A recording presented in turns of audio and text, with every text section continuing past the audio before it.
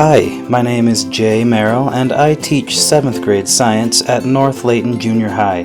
My interests include pickleball, basketball, hiking, and exploring our planet, collecting insects, taking and making pictures about science to show my students. Oh, and I have a pet bearded dragon named Felix. But enough about me, let's dive into our class adventure. As a class, we explored GMOs, or genetically modified organisms. We used a National Geographic resource about GMO salmon to learn more. I'm not talking about some Frankenfish. These are engineered products to help humankind. But do they help us or hurt us? What impacts do they have on ecosystems, cultures, or economies? My students found GMO examples in their own worlds, created a GMO to benefit a specific country, and reflected on the impacts their creation had across the globe. Now let's see firsthand the learning that occurred within my students.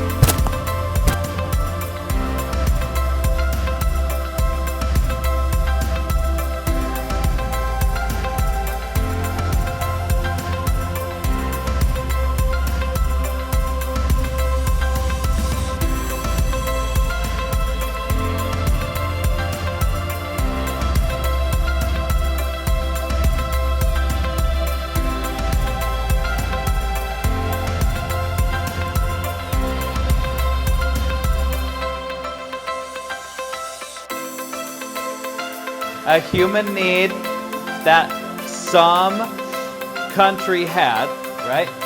Then create a GMO to solve that human need.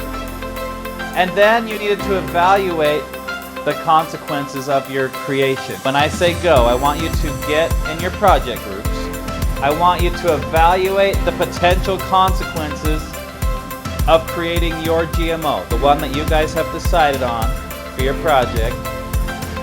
Don't forget to consider local human populations, global human populations, with economic, cultural, and ecological perspective. So for our GMO of mineral cacti, we were just thinking, like, since in Africa they don't have a lot of food and water, the cacti would give the people the minerals that they need to, like, be healthy and stuff. And when we had to figure out what would be a, like, bad outcome of the mineral cacti, we started to think about the flowers, because the flowers could, with all these, like, minerals, somehow, like, turn sort of toxic to either humans or the pollinators that pollinate these flowers. My GMO, it's called EB rice. EB stands for elephant and bamboo rice.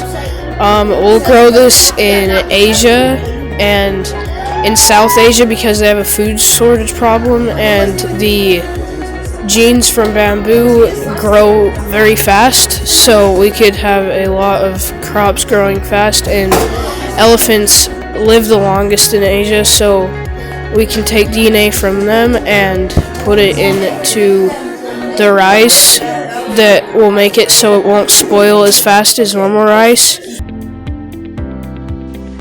You guys know that the FDA, or the US Food and Drug Administration, has the ability to approve GMOs. Your mission, or your final project here, is to write a letter to the FDA giving them advice on how to approve GMOs. You're going to tell them what you think, what they should consider in their process of approving a GMO.